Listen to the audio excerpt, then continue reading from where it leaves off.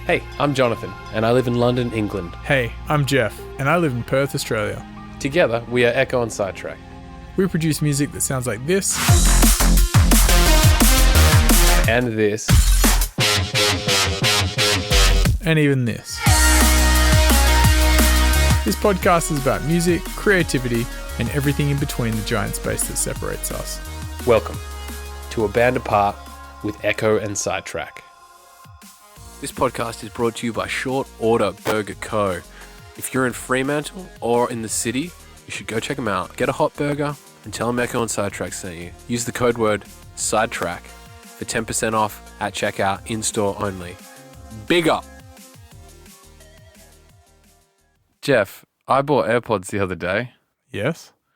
And let me tell you, the AirPod Pro, its noise cancelling capabilities are fairly fucking impressive. Yeah. I didn't think they'd be that good, but they're quite impressive.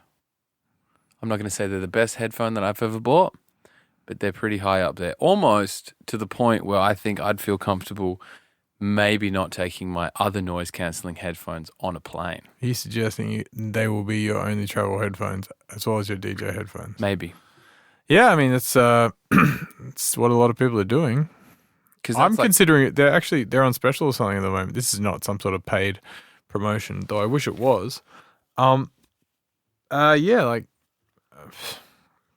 considering buying a pair because they're on special around the place at the moment. But I suggest that means something else is coming, and I'll wait till I upgrade my phone or whatever. But yeah, I'm tempted. At what point do we need to upgrade past? Like, it's pretty damn good. I think the curve is really flattening. Like, remember it used to be about cameras? Yeah. It used to be like 4 megapixel, 5 megapixel.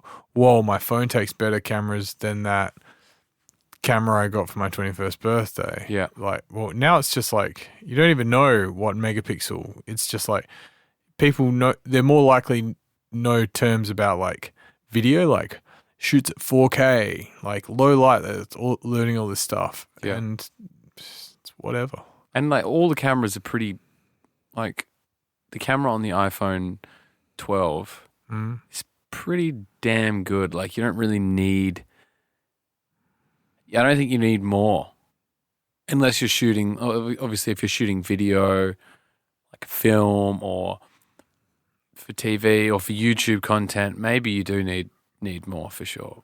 Like but for vlogging, but if you're just consumer stuff, even for like DJ, for when we DJ, you know, you don't need much more than an iPhone 12. But I wonder, do I feel this way because I've just upgraded some tech and I'm like, this is good tech. I'm kind of like at the cutting edge as a Luddite like me can be. Yeah. Am I just thinking that because I'm there now, or am I just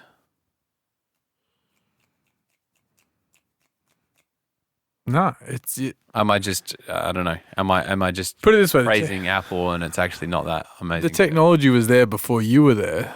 And Yeah. so like you just had a broken phone. You had a broken iPhone 11.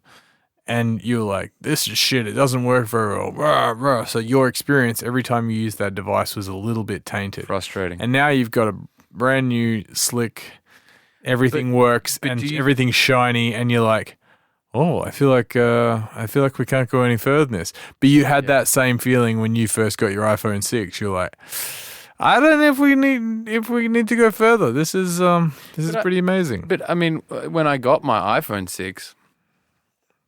I was happy with the iPhone 6 and wasn't that impressed with anything until the 10 came out. Like when the 7, I think maybe you got a 7 or you got an 8. I got an 8. And I was like, I don't need it. And then again, like probably 2 years, I did end up getting an 8. I was like, oh, this is an upgrade. And then it was when Jake was rolling around with a 10 and we were on tour. I think Jake had a XR or he had something that had 2 cameras. And the 10 Pro, whatever the hell, it's the X, iPhone X. That is what you want to film stuff on. That's what you want. You know, we were asking him he was filming the footage for us in New Zealand and we were like, yeah, let's use that footage. Yeah, take the photo on your phone rather than even my iPhone 8. I was like, I was ashamed. Yeah. So you should be. I think people that use Samsungs and non-iPhone products should in some way be shamed. And this is not because I'm part of the cult of Apple or anything like that, but I just see... Very interesting claim, John. I just see some videos, some cameras, some phone cameras, their video doesn't translate well to social media. And it's something to do with the compression or the codec or something. But like you can tell when someone films Instagram stories on a... piece of shit phone. No, it does not necessarily a piece of shit phone, but just like a non-iPhone. Apparently Instagram was optimized for iPhones. Yeah. But I also think that's comes down to choice of footage. And also some people... No, because it changes frame rates and stuff and it looks weird. But then you see actual photos they've taken or video they've taken on their phone and it looks amazing. Yeah. But it doesn't on social media, which makes me think those people are garbage people. Yeah. We were speaking to a friend recently who doesn't interact with people with the green message. He's like, cool, well, give me a message when you get an iPhone. Yeah. And it's weird. It's weird because it's like up until... 10 years ago, we didn't know anything but green messages. It was just a text message. You had a limit of characters. Did you have limited characters on Man, you had 150 characters, 140 characters. Really? Yeah, and then it's turned into a second text. Like, you remember writing big old essay messages to your girlfriend, and they'd be like, whoa, it's like heaps of SMSs coming through, and you have to read them. With the invention of iPhones, it all sent, multiple messages, but it linked it as one. I don't know. And then iMessage came along. And yeah. But yeah, it's amazing to think how we adapt to things so quickly. We're like, oh man, that'll never catch on. Then all of a sudden you're all doing it. Yeah. And just like doing it like... What do you think do you think the tipping point is just... The tipping point is a meteor flying into the earth and people being like, fuck, red, green, blue messages, it doesn't matter. The power's out. My shares are worth nothing. Crypto's worth nothing. This thing I've been building in my basement, anything electronic just means jack shit. And I hope you know a blacksmith. That's what the tipping point is. I meant more like the tipping point of accepting something as the status quo. Oh. Like, when something fully permeates the mainstream. Well, it's like pissing in a pool. No, like, I'm talking about something that's popular. Actually, pissing in the pool is a bad analogy because the pool doesn't become more piss than pool. No, it's still water. Yeah. So, say like a trend. So wide pants. This is the first thing that came to mind.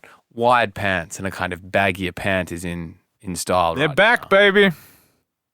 I like, and a lot of people have liked tighter pants. Yep. And I'm not that up to date with fashion, and I don't particularly follow trends that hard, and kind of have dressed. Like, obviously, I like to evolve what I wear to some degree, but I'm not super on the ball. You're not like a hype beast. No, not at all. But at what point does someone who likes skinnier pants and has worn those for a long time then go, oh, I like baggy pants now? And not because they're cool, but that's what I like. I actually prefer baggy pants. What does it take for me to adopt the status quo? 2 seasons. For that look. 2 seasons. So it's going to be in a year. No, 2 fashion seasons. So like, I could be completely wrong, but it's normally like, think of it as summer and winter. And so like, you're about to enter 2 weather seasons is a fashion season. Kinda. Like, so we're going from winter. We're in winter autumn. now, but we're southern hemisphere winter. So we're like trailing behind Europe's we're wearing the style that Europe set last winter. Essentially, it's not as slow as it used to be now with the internet and stuff. Everyone's kind of on the same tip, but globally, I think someone in fashion would probably agree that Australia is a little bit not behind, but like they're not on the cutting edge. So I'd say that this winter you've started seeing more baggier pants. Next winter they'll all be baggy, but last winter you were seeing wider cut and things like that. So what I'm saying is the products are there, but when you choose to join that product train is when it reaches like saturation, because I'd say you're a bit of a slow adopter of fashion. You like what you like, and then rather than being like on the forefront, be like, well, I'm going to start wearing that bright colored t-shirt. You're like, it's weird. Bright colored t-shirts are back. I've been wearing bright colored t-shirts for the longest time, and I still get shit every time I wear my yellow shirt. I love wearing yellow. It's because it's a long sleeve shirt and you look like one of the Wiggles. And even my short sleeve yellow shirt. But it's validating seeing more people wear colour. Actually, I don't give a fuck. It's not validating. I really don't care. But no, it is validating to some degree. It's like, I knew what was going on here. I'm still holding on to the colour block revolution of 2012. Where you wear bright color offset with other color. That kind of never hit Australia in a super mainstream way. I think it did in like the festival. Yeah, I suppose festival. Kind of like weird, stuff. Like fluoro. Remember like the fluoro came back? Yeah, fluoro was big in like 98 and 99 as well. Everyone was wearing orange and green and things like that. Yeah. But it's just all about the 90s. It's all about the 90s. Like, grab something from the 90s and just like, hey, we're doing it again. And people are like, what, man? This never happened before. And there it is. Music, fashion, everything. The movies, everything. Pick something. What? That too. Sorry. What? What do you mean? Pick something and I'll tell you how it's come back in the 90s form. Matt. Coke.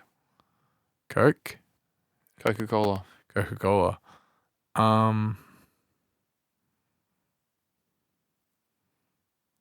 They've definitely started reusing some of those old ads somewhere along the line.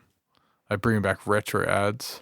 I wouldn't say they're reusing ads. I'd say they're probably shooting them in this kind of 90s way. I've definitely seen some like surf brands shooting stuff in kind of like a video, so it looks like video. Yeah, well, that's everything.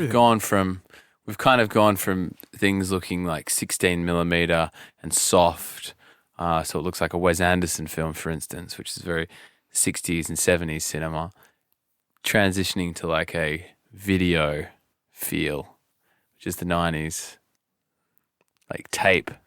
Yeah, you see like VHS tape videos quite popular, like but I mean, tour diaries. That has been for the last few years. Tour diaries of musicians and a lot of skate videos are going back to big fisheye lens tape, big fisheye lenses. Camcorder. Yeah. Yeah. Getting one of those camcorders would be sick. The other thing is, I think most of them will talk to our technology now, as in like you got to. I reckon they're probably at a point where they're making refurbed ones that have USB 3 on them and can talk to the brand new Mac and can go straight in, export. Maybe, but they won't look as good. Yeah, they probably won't. And maybe that's not actually technology. And the look you're going for, you have to do that legitimate stuff. Like recently, Mitch from Aftermath Photography, Aftermath Visuals, did the thing on his Instagram where he like created a new folio and he like played all his videos, which are digital, which are high fidelity for his showreel.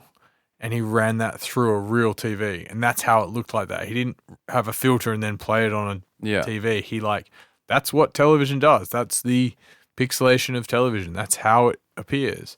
And that is infinitely cooler and more interesting than any filter or anything that you're going to try and do. Again, it's like applying the analog, how to make it more analog rather than 100% digital. Mm. You know, it's kind of like exporting a song and running it through a piece of analog gear. You know, it adds a bit of flavor. It adds a bit of taste. It adds a bit of interest. It adds that bit of warmth. It adds that je ne sais quoi to the humanness, maybe. Yeah, I mean, that's what we call it. To the final piece. Mm. So something isn't 100% digital. Ones and zeros. Yeah, and I think that's, you know, the same kind of concept with video, and that's why we like it. I do believe there is something about video or film, seeing scratches, seeing grain, how it responds to our eye, how it responds to light. I think also there's something about it. 24 frames a second and the way that looks, that's how film looks. Like that's how the world of film appears. It's like when shit got too shiny in film, like Transformers or something, it just looked like it's your brain. You can be like, whoa, this is a cool movie, but your brain's not being even tricked that you're watching something in reality. I think the problem with something like Transformers is just too much CG. Yeah. And like, I believe they'd still shoot or show films at 24 frames. Maybe they shoot everything at 60 and then scale it back to 24 to play. But I remember when the The Hobbit movies came out and they filmed it in 3D 60 frames per second. And you could go to 60 frame showings and it all looked fake. Because the sets looked clearly fake. You could see things that didn't look like styrofoam on film, or when it's shot at 24, you could suddenly see that it was a fake thing. It's like that's the smoothing function on new TVs. Yeah.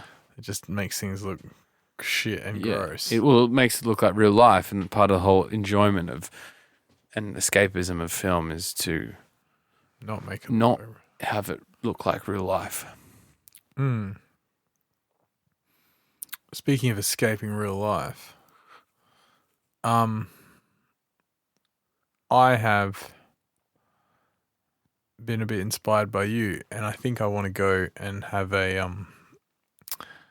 chat to a psychologist, psychonaut, psychologist, and I'm going to take advantage of my mental health plan. What do you do? How do you get it? Tell people. You go to a doctor and you say, I would like to go talk to a psychologist. And they will give you a mental health plan, which I believe is 6 sessions, and the government pays for $150 of it.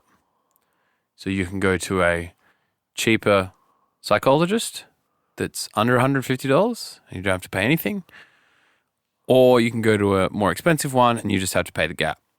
Usually the cheaper ones are booked out, because I think a lot of people, especially after COVID, are using this service that the government's doing, which I think is really good.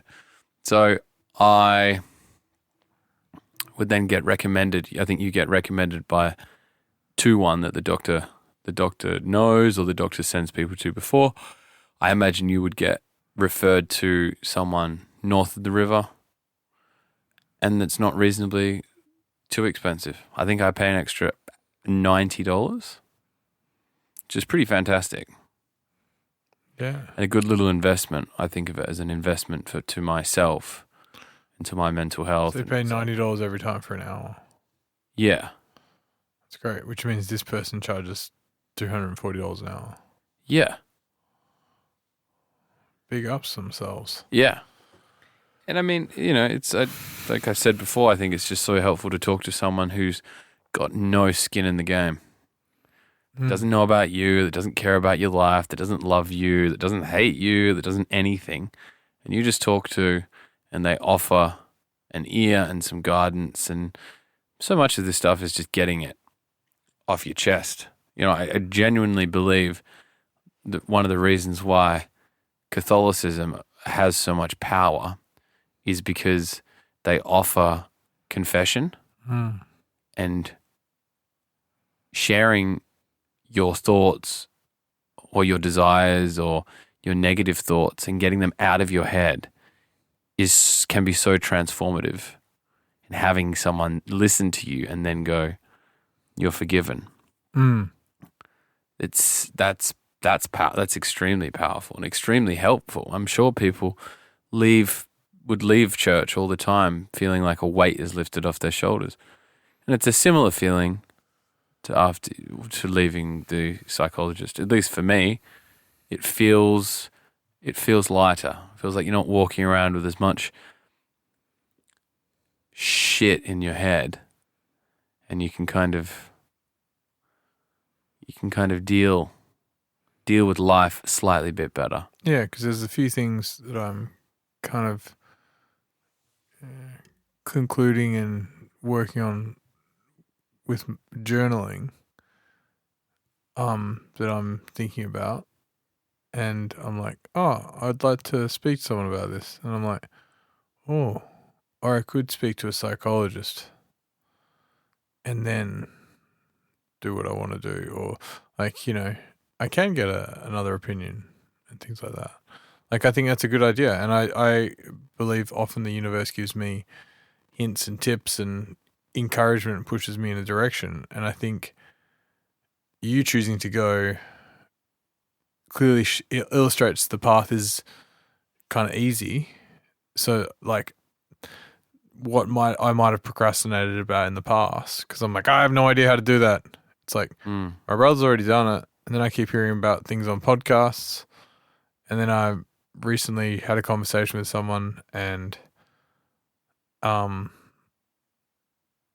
think they had seen a psych or something, and I was like, oh, I think this is like something that's just coming up in my life and I should take advantage of it, because there's a few things I want to do that I think I need to clear some other stuff out first.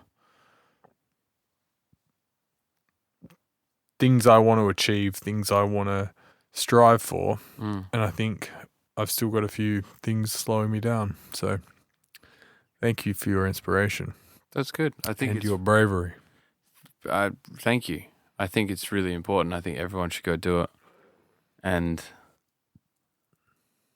you know, really everyone should probably have a therapist to some degree. Or just really good fucking friends that you can have conversations with without judgment. But I think in this day and age, I mean, I'm not speaking for myself. I'm making a wild assumption.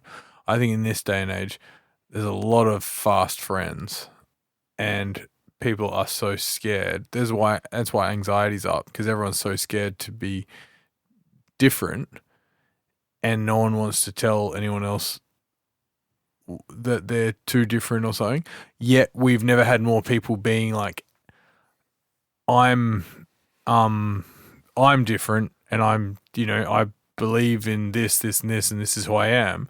It's like potentially false confidence, but then if you have real problems, you can't share the real things. It's like you're flamboyant about the extroverted things you're different with, but if there's real problems, you struggle to talk to that. Like, I'm, so confident to speak about, sex and drugs and whatever, but I'm anxious to talk on the phone. It's like, well, is everything just a projection? I mean, yeah. I'm not sure if I made my point there, but you kind of know what I'm saying. I think I understand what you mean. There's an increase of maybe a shunning down of truer, deeper feelings. A little bit more of like what's in vogue people are talking about. Is that what you kind of mean? No, and also like,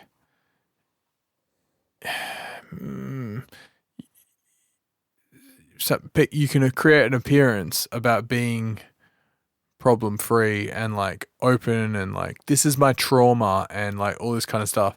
But really some of those become a bit buzzwordy, and they're not really what is going on, and you're potentially not really discussing these with some people, because some people don't want to actually discuss it and listen. They just want to have a trauma Olympics. But how do you compete against each other? It's like, who's the... But you're making that judgment from what you've seen on social media or something. I am making a wildly... I'm sorry if I've offended anyone, but like that's, we might appear that we're never been more accepting and everything like that, and we're very open, but I think there's still these big things that we need that people would benefit from working on. But maybe I'm just fucking out of touch. I think people, I mean, I would say that from my experience and from conversations I've had with people in the past year, I'd say we've never been more open and honest. And I've had conversations with people, most of them new friends, or most of them, I mean, not all of them new friends, but I've kind of felt like you can be more vulnerable and have these open conversations, and people are becoming more aware of things like trauma and more open and not, I mean, I can see how people might think of using it as an excuse. If someone's having a bad day, I know there's definitely people on social media that seem to bring up their trauma or their past life experiences a lot. And it seems like it's for show. But I don't think it is for show. I think that's genuinely people working through something. It's kind of similar to how I imagine if you're gay and you come out, you're going to talk about coming out and mention it quite a lot because you've been pushed down and teased or kept this secret or haven't felt yourself, and then suddenly you can be yourself, and then suddenly like, yeah, I am fucking gay. I'm super happy about it and I want to talk about it all the time. Yep. It's the same as fucking... So you're saying post coming out, you'd appear to make a lot of noise about it. Yeah. But in fact, that's actually just... You're accepting yourself and you can finally deal with it. And finding alignment. And I think a lot of people discuss trauma these days because people are recognizing, you know what, that fucking ex-girlfriend I had, she was abusive. And now what I went through with her has actually changed how I view women a lot. Or my ex-boyfriend was super violent and I never saw that as violence. I thought it was all me. And that's the trauma that I'm taking to my next relationship, or that's what I take to work, or I don't like my boss. And I think people are just recognizing things that were probably much more traumatic than what they were willing to accept. But at the time of the thing happening, it wasn't as okay to say some of these things. So people can now more openly on Instagram or social media or to their friends be like, I am trying to move through this trauma. Yeah. And this is my way of doing it, and I am vocalizing that this is what I am doing. I've tried to work through some trauma in my life. I've got certain words that trigger me, that remind me of things that I don't particularly like. And I wouldn't say it's a massive deal, but that is something that I have started to be a bit more open with because it's better, it's more okay to be vulnerable. And I mean, I've always been kind of vulnerable, but it's like the first step in accepting. It's like accepting something. That's how you move past it. Yeah, no. And you're not. You've definitely convinced me that my view is probably a little bit old school. Like, push it. I'm not quite like, push it down. You'll deal with it when you die. Yeah. But I'm like, whoa, is it now just in vogue, or maybe that's the way the pendulum swings after everyone was so suffocated for a long time. I've thought that about anxiety before, and been like, everyone says they've got anxiety. Yeah, I think anxiety. Again, unpopular opinion, maybe. Fuck you. I think a lot of people be like, "Oh, I've definitely got anxiety," and it's like, but do you are you just choosing to use that as a crutch, and you know this buzzword? Because I think that's offensive to someone who does genuinely have and feel anxiety. I think there's a difference between feeling anxious and having anxiety. It's the same as feeling sad and feeling really down, and then suffering from depression or bipolar. Like, it's all a spectrum. And I mean, I think we've suffered anxiousness, and I think I've probably suffered some depression, but I wouldn't necessarily say I'm depressed. I also think the label of anxiety suggests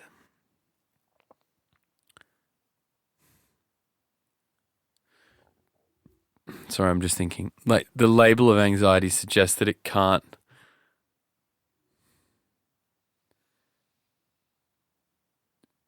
I think if you label something, you have to then be proactive with dealing with it to some extent. I have been guilty in the past of not being proactive in dealing with it. But I think once you recognize yourself as suffering from something, you have to take a step forward into not being that thing. And I think there's a lot of people that say, I'm not happy with my job, or I'm anxious, or I'm not happy with myself physically, or I'm not healthy enough, or I want to do this, or express things about themselves and then do nothing about it. And that becomes a character trait of them. Yeah, and I do think there is a bit of that going on, because it's often like, we'll have a discussion about anxiety with someone, or someone will say, I'm feeling anxious. Do you exercise regularly? No. I don't want to. It's like, okay, well, are you getting sleep, eating right? Again, many things. This could be a proper symptom of not only anxiety, but that could mean that you're probably a little depressed if you don't want to better yourself. If you're you've got low energy. Okay, like maybe you're really fucking depressed, and you need to look at that. Yeah, like it's definitely an interesting spectrum. I think as well, after the year that everyone's had, it's been longer than a year as well. Yeah, longer than a year. I think everyone's globally probably got some sort of trauma that they're not dealing with, and they're not. I think it's really fucking strange that we go through something like COVID. Even if you had a mild experience with COVID, or you had a extreme experience with COVID. I don't mean the disease. I mean just the experience of living on the earth while this happened. There's something about going through that and then looking at your phone and watching a 5-second video of a baby shitting itself, or like scrolling through TikTok. There's like this huge contrast between like, holy fuck, the world has changed forever. I might not have a job in the career that I've practiced my entire life to do. Yep. Let's watch funny videos of animals for 10 minutes. Yeah. There's this like, here's reality standing in front of your face. Like, this is what's going on. Big picture. Huge picture. You're going to have to face this. All sorts of things. Oh, no, let's just like... soothe myself. Yeah, soothe myself with bullshit. Yeah. And there's this like doing that over and over and over again. The in-between is where... The in-between is where anxiety lies, because we all... the undercurrent is that we know that we're not dealing with the thing. Or we know we're not facing the thing. And we're soothing our soul by... distracting ourselves. And I think everyone's kind of done that to some degree. Like, I guarantee you it's funny. What do you guarantee me first? Finish that sentence. Sorry, I guarantee you that the amount of times people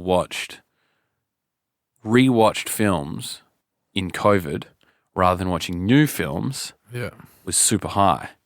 Because last year, when I was living by myself... Because they wanted to be comforted. Because they wanted to be comforted. Yeah. I didn't want to watch any new films. I was like, oh, let's watch Three Musketeers, my favorite film from when I was 7 years old. Yeah. Oh, let's watch like Lord of the Rings again. Let's watch this again. All things that they weren't surprising. I'd seen them before. It was just comfort. Yeah. Subconsciously. And I didn't recognize that I was really doing it until I read about anxiety and that people would rewatch and re-listen to things and like not take on anything new because of the comfort level. Yeah, it's a really interesting. It's absolutely fascinating view on it. I suppose like that's probably why, to some degree, has music moved the needle much recently? Like, no one wants anything new. People like just keep doing the same. Like, that's good. Probably. Yeah. And you could, not only for the fact that cinemas weren't open and a bunch of other factors, but like you can understand why people didn't want to release new movies. Because they're like, people aren't open to new ideas at the moment. People want to be coddled. Yeah. There is definitely a coddling of everyone, I think, at the moment. And I think... And there was probably already starting to be a coddling of everyone pre-COVID. Yeah, I mean... In some areas. I mean, I think that's more... I think that's kind of a different thing, like the whole coddling of culture. Everyone gets a participation award. The Nerf gunning of the world, if you will. The softening of people. Mm-hmm. And it's kind of connected because the softening of people also means that people are more empathetic and usually more kinder. But we're also kind of seeing that maybe that's not necessarily as true either. But I do think, I don't know, I really think everyone's trying to deal with the last year and a half as best as we can. Yeah, I hope people do deal with it, because there is going to be a temptation just to rush back in.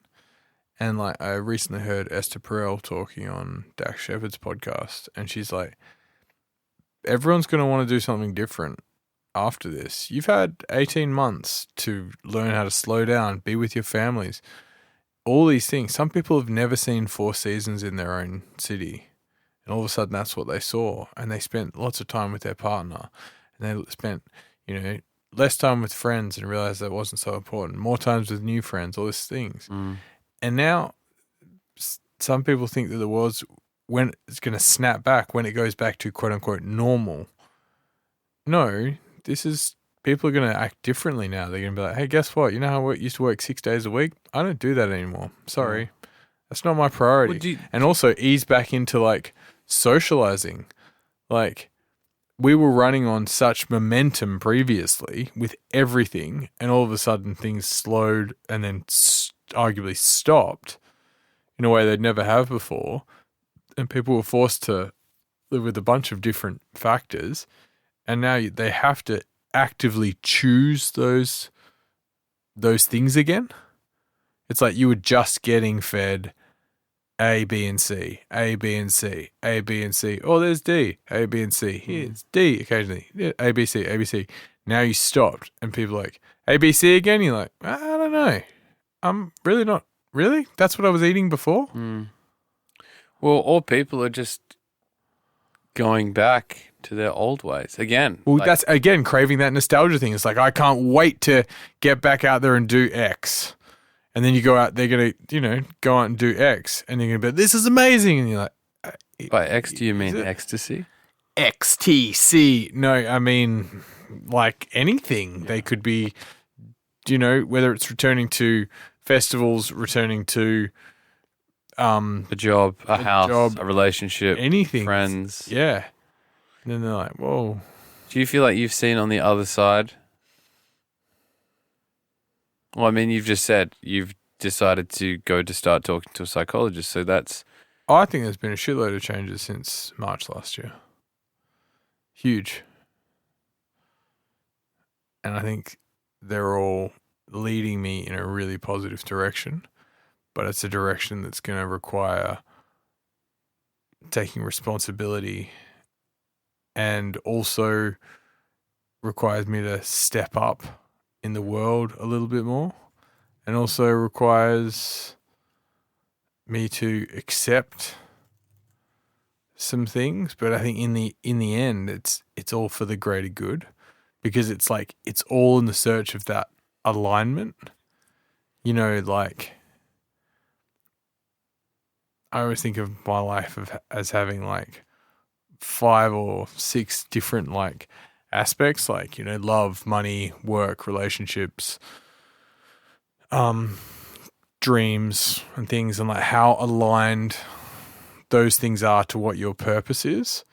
And almost like when all the things are lined up, you travel fast and you travel through the doors, because it, like a key, everything's lined up. When one of those things isn't aligned, the key doesn't open the door, or you move much slowly and you're like, oh, something's off. What is it? And you're like, oh, that's right, I've not been exercising. Or that's right, I've been hanging out with that really toxic person, or something like that. And yeah, I've been working.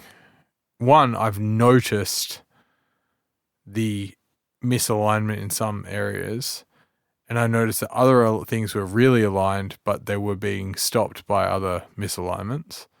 And I think during this last 18 months, I've found some things that were like new priorities. I'm like, oh, that thing doesn't serve me anymore.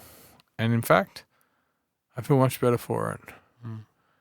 And so like looking further ahead rather than just traveling on the momentum of life, feels really good. And I'm like setting myself up for the next kind of sequence rather than like holding on to the third act of the last one. Or maybe you're finishing a movie. That's what I mean. Just writing a new movie. That's what I mean. Setting myself up for the next thing. It's really good. I'm glad. Thanks.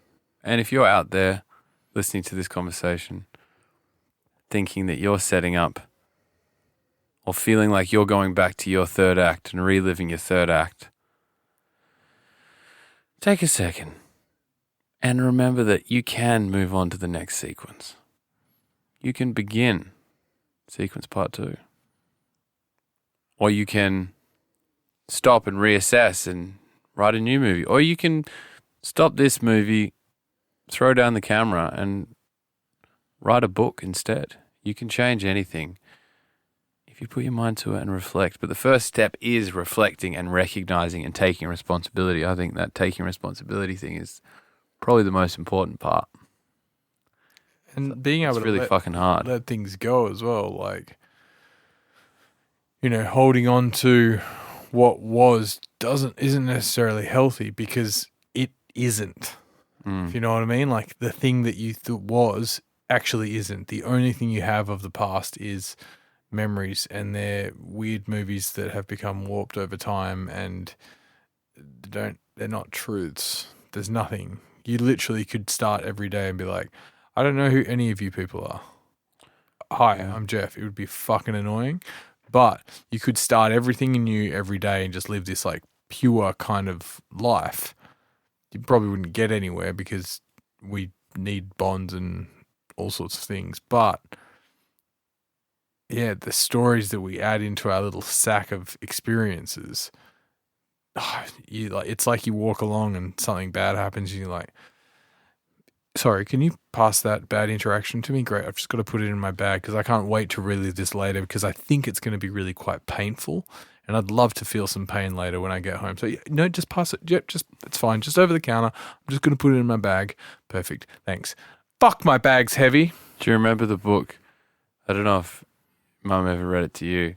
Christian's Journey. It's the burden. The guy that has to carry the giant rock on his back. It's not a rock. It's like a sack of all his problems. But it is a rock. No, it's literally a burden. Like, and the concept being a burden is like full of stuff. It's his name's Christian. It's the Traveler. No, It's an amazing book.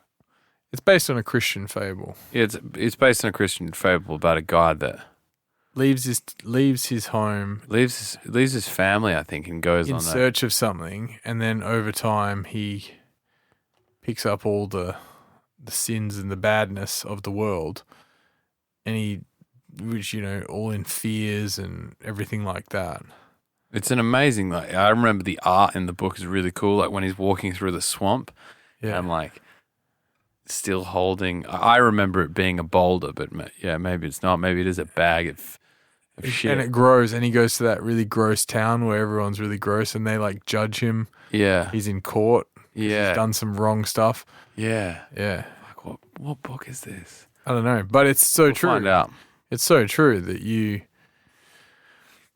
do walk through and carry this shit, but really at any point you could just shrug it off and let it go and let it be and be here now. And you're like, whoa. It's like sometimes I wake up in the morning and just go, I'm not going to think about anything I have to do today. I'm just going to do the things I have to do. I found and try not to be too forward thinking and certainly not reflect and regret anything I did in the past. I woke up on Sunday feeling a bit shit. Not gonna lie. And I felt like I shouldn't have stayed out so long. Mm-hmm. Because obviously we were going to see James, and I wanted to be good for James, and I know we were going out, and I had work this week, and I didn't really want to have a huge weekend. Yeah, there you were on Saturday night, having attended 2 events, and got home at 4 o'clock in the morning. Yeah, and I kind of felt a bit sheepish, and I hadn't done some of the things that I wanted to do, but I still felt I didn't feel 100%. And I meditated for an hour. And I kind of just listened to some chanting.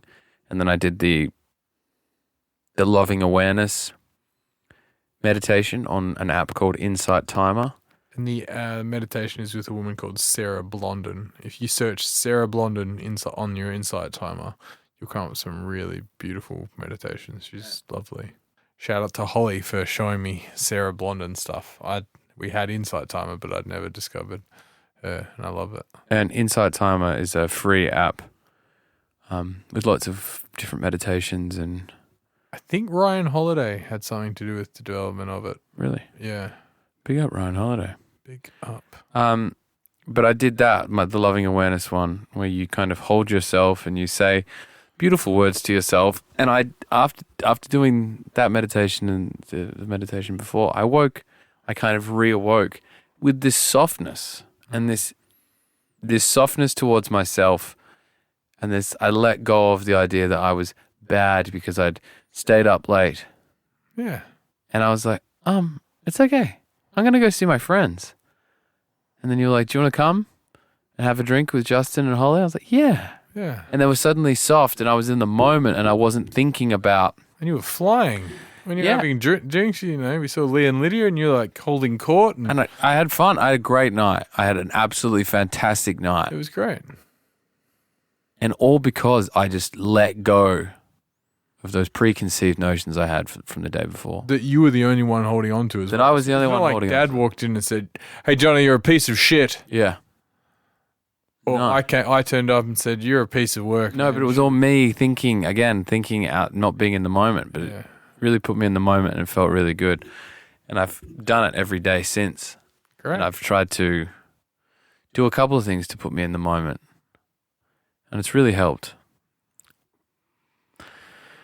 For the last couple of days. I'm going to continue doing it. It's funny. You do things for a few days and you're like, this feels great. Then you fall out of practice. You don't do them for a few days and you're like, what is going on? And then you're like, wait.